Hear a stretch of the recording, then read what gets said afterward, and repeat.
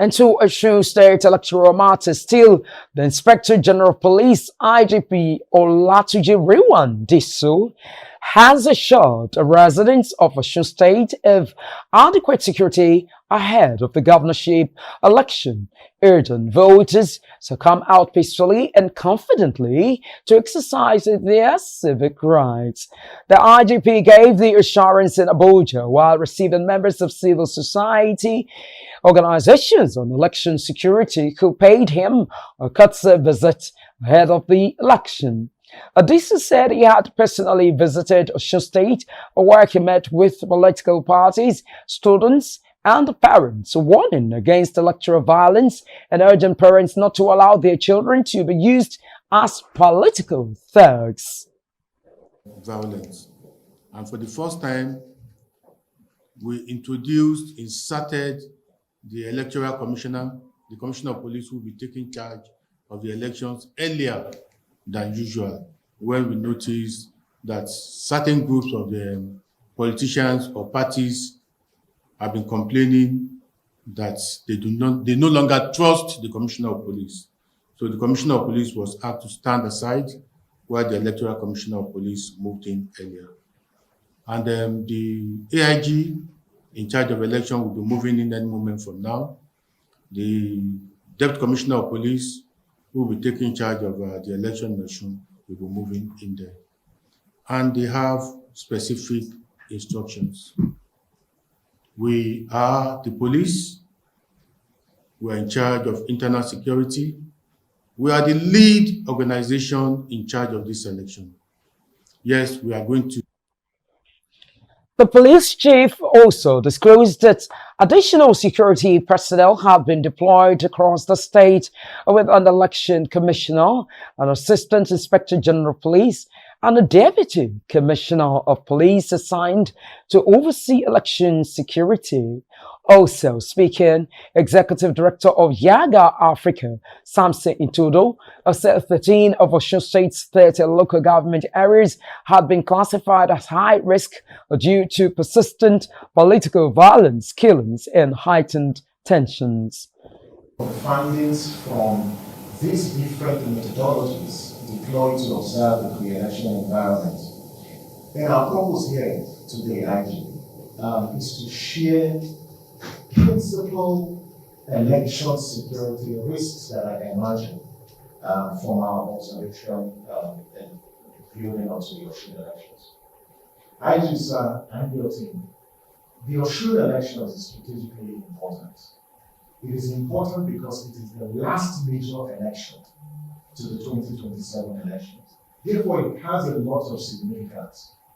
And it's a unique opportunity to inspire public trust, not just in the management of the election, but in election security. And people and the public will want to see. It had said civil society organizations documented 44 violent incidents and 34 fatalities between June 2025 and June 2026, a warning that insecurity and perceived bias by security agencies could undermine public confidence in the election. The meeting formed part of ongoing consultations between the Nigeria Police Force and civil society organizations aimed at strengthening election security, improving stakeholder collaboration, and ensuring a peaceful governorship election in Osun State.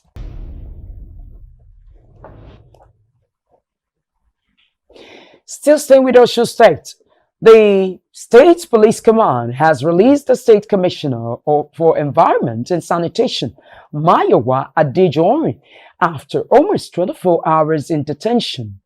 Adeyori was arrested in Elisha on Saturday after shooting during an All Progressives Congress APC rally in the Ishokun area left 3 people injured. The police said an intelligence response team responding to the incident intercepted Adejori's vehicle and found an Amotekun operative and another occupant inside. According to the police, Expended cartridges and a pump-action firearm were recovered at the scene, while investigations continued to determine those involved in the incident. The police public relations officer in Osun, Abiodun Ojelabi, confirmed on Sunday that Adejori had been released, but said he could not confirm whether the Amotekun operative arrested alongside himself had also been released.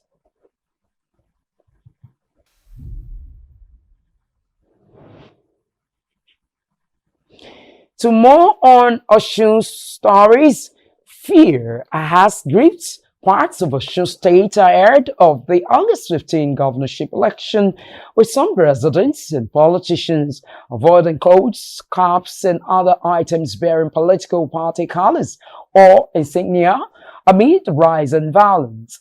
The Nigerian Police Force said at least 30 politically motivated killings have been recorded in the state, while civil society groups have also raised concerns over election-related violence and political thuggery. The situation has heightened anxiety among residents, particularly in areas considered flashpoints, as the election draws closer.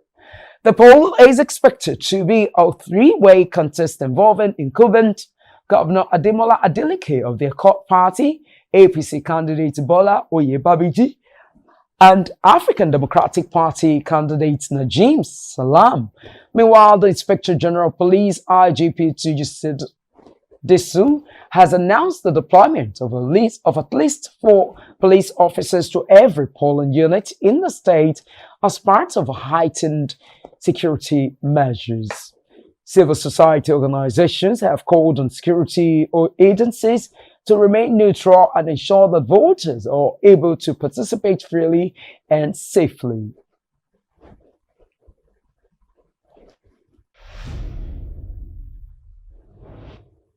This is Super Screen's flagship news right about now. We will take a short break, and when we return, we'll bring you business news. Join us again.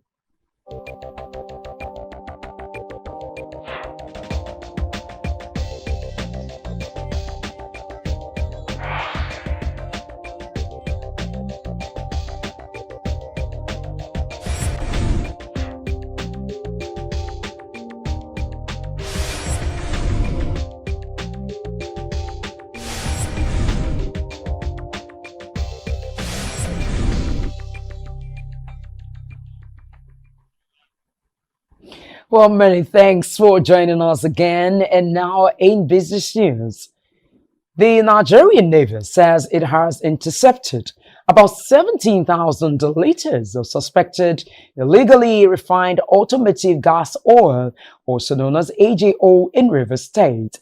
The operation, carried out by personnel of the Nigerian Navy ship Pathfinder under Operation Delta Sentinel, is the Navy's ongoing campaign against crude oil thefts and illegal oil bunkering. According to the Director of Naval Information, Navy Captain Abiodun Folorunsho, the product was intercepted along the One Okrika waterways after personnel stopped a speedboat conveying the suspected illegally refined AGO. The Navy said the speedboat and the recovered petroleum products have been taken into custody in line with established anti-crude oil theft procedures. Our efforts are underway to identify and apprehend those behind the illegal operation.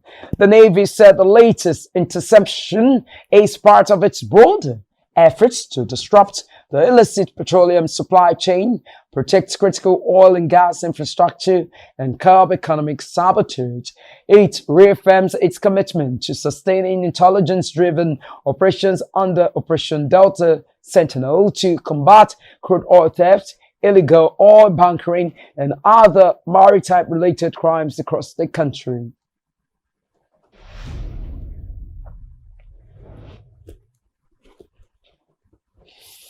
The Chartered Institute of Bankers of Nigeria, CIBN, says strategic Partnerships remain critical to accelerating banking innovation, professional excellence, and economic development. President and Chairman of Council of the Institute, Dele Alabi, stated this during a courtesy visit to Lagos State Governor Babajide Sanwo-Olu in Ikeja. Alabi said the engagement was part of CIBN's Impact Vision, aimed at strengthening collaboration with public and private sector stakeholders to support growth in Nigeria's financial sector.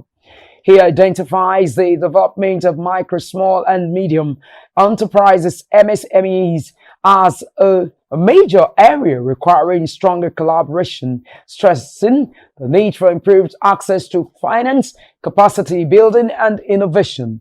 The CIBN president also disclosed plans to transform its learning center in Yaba into a digital learning resource center and innovation hub equipped with modern facilities to support banking professionals, fintech companies, and researchers. Responding, Governor Sanwo-Olu describes the meeting as a reaffirmation of the stronger relationship between Lagos State and the banking profession. He said partnerships with professional institutions such as CIBN remain essential to strengthening the financial sector and promoting sustainable economic growth. The CIBN delegation include members of its governing council, body of past presidents, and the management team.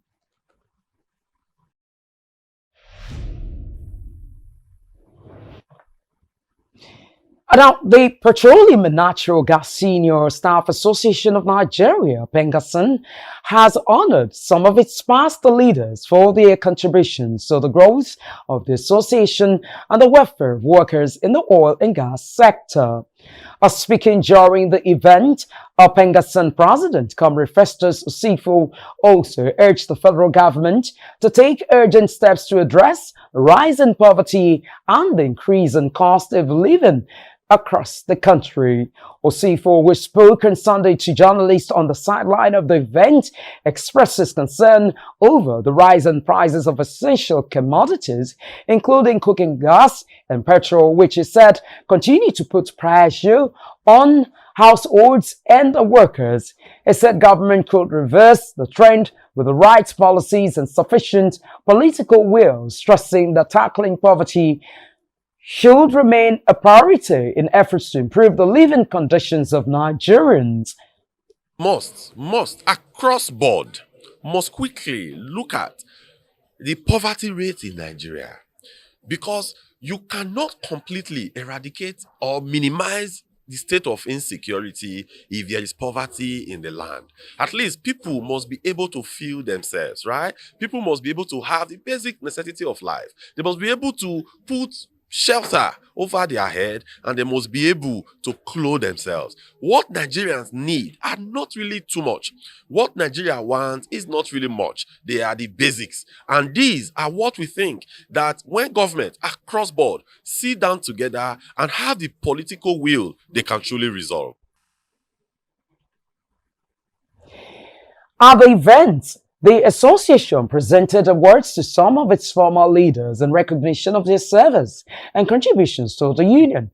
Among those recognized are former PENGASN president, Comrade Babatunde Ogun, who served from 2002 to 2008, a former president, Peter Esele, who served from 2004 to 2006, a former general secretary, Comrade Kenneth Narebo, and Austin Izenwaka. Awards were also presented to past general secretaries for their administrative contributions.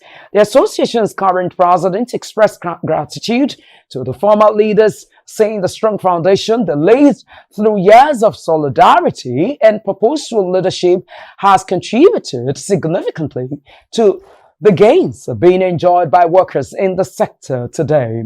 While expressing appreciation for the recognition, some of the past leaders also commended Comrade Festus Osifo for what they described as his efforts to advance the association and build on the achievements of previous administration, though he said that he owes all of these to all his cabinets.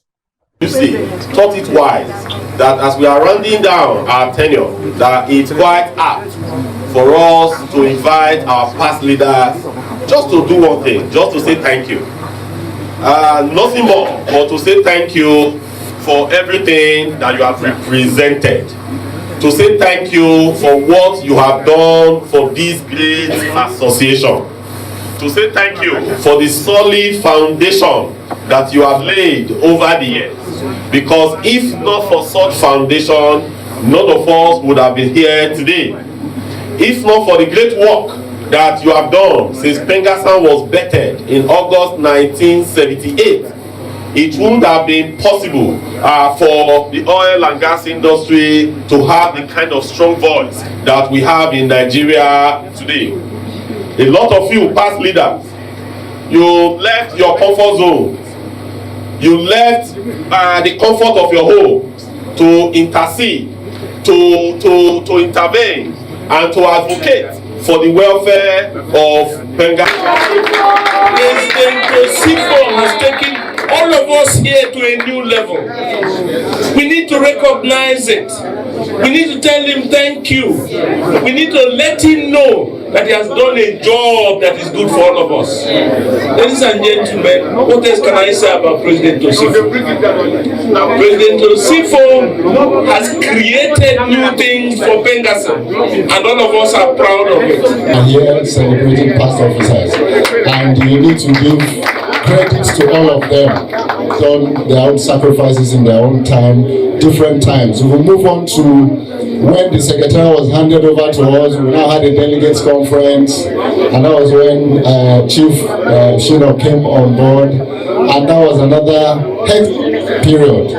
I think sometimes in one of these engagements like this, we need to tell the history, so those coming on board will know where we came from and then where we are going. So on behalf of the Secretariat, as a former General Secretary, I want to thank the association for the recognition and the time.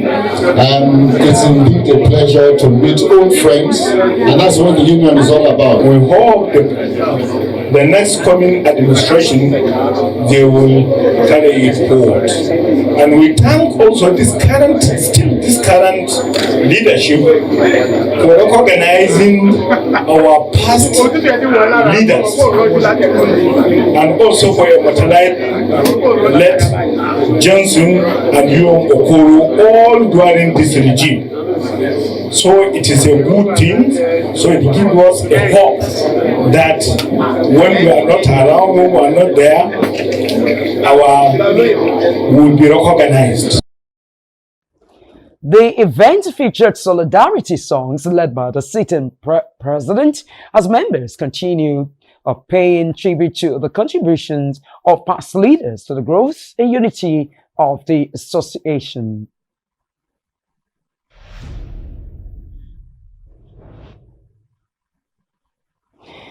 And that's it in business news. Right about now, we'll take another short break, and when we return, we'll bring you more news from the foreign scene and, of course, in sports news.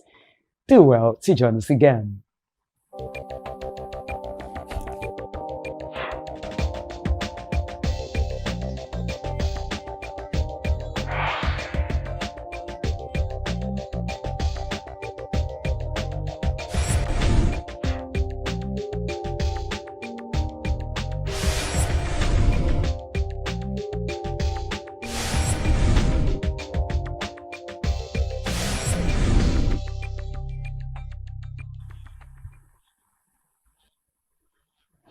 Glad to have you back. And now in international news, suspected crime boss Daniel Kinahan has appeared before a special criminal court in Dublin after being extradited from the United Arab Emirates. The 49-year-old was arrested and charged after an Irish government jet carrying him landed in Dublin on Sunday. He is accused of directing the activities of a criminal organization between October 2015 and April 2017. Following a 30-minute hearing, Kinahan was remanded in custody until October 5. He told the court he did not have legal representation and indicated that he did not expect to be granted the bail. Irish authorities, however, say the extradition follows months of legal challenges by Kinahan, who was arrested in the UAE in April. The National Crime Agency has previously linked the Kinahan cartel to international drug and firearms trafficking and several gangland killings. The United States had imposed sanctions on Kinahan and members of his family in 2022, describing the organization as a major transnational criminal group. Irish Justice Minister Jim O'Callaghan describes the extradition as a landmark in judicial cooperation between Ireland and the UAE, while authorities say the case demonstrates the importance of international cooperation in tackling organized crime.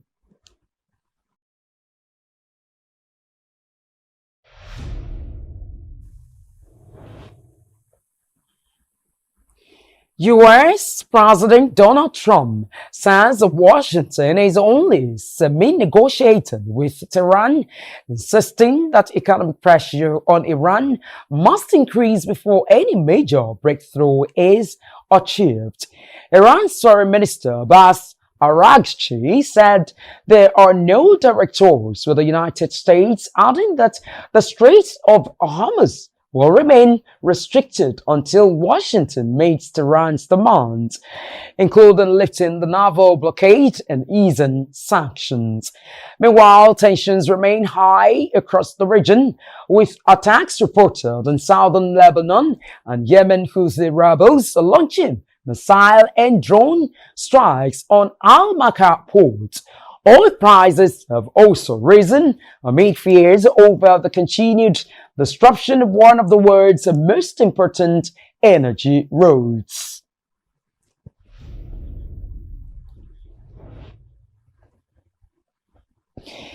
And now taking you to the world of sports, Nigeria's Super Falcons have crashed out of the 2026 Women's African Cup of Nations after losing 1-0 to Cameroon in the quarter-final stage of the competition.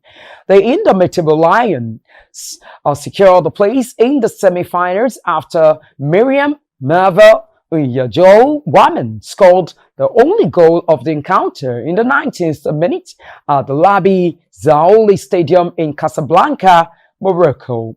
The defending champions struggled to find an equalizer despite dominating possessions in parts of the game, with Cameroon's goalkeeper making crucial saves to deny Nigeria a comeback.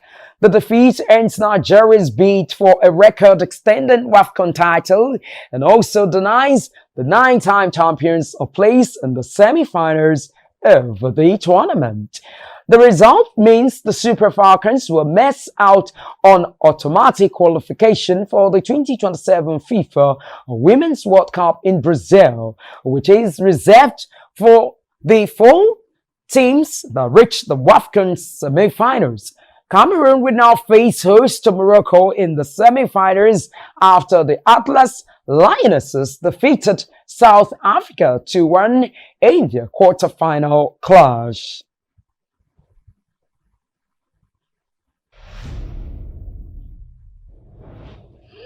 Well, poor Super Falcons there. And also talking sports, the race for the 2027 FIFA Women's World Cup in Brazil is gathering pace, with 18 of the 32 places already secured. Africa has 4 representatives: Algeria, Cameroon, Malawi, and Morocco, while Asia has completed its 6 slots with Australia, China, Japan, North Korea, the Philippines, and South Korea. Europe has so far qualified Denmark, France, Germany, and Spain, with the 7 places still available. New Zealand has secured Oceania's sole direct ticket, while South America has 3 representatives: host Brazil, Argentina, and Colombia. 14 places remain to be filled including 7 for Europe, 4 direct places for CONCACAF, and 3 through the Inter-Confederation playoffs. The tournament will be held in Brazil from June 24 to July 25th, 2027.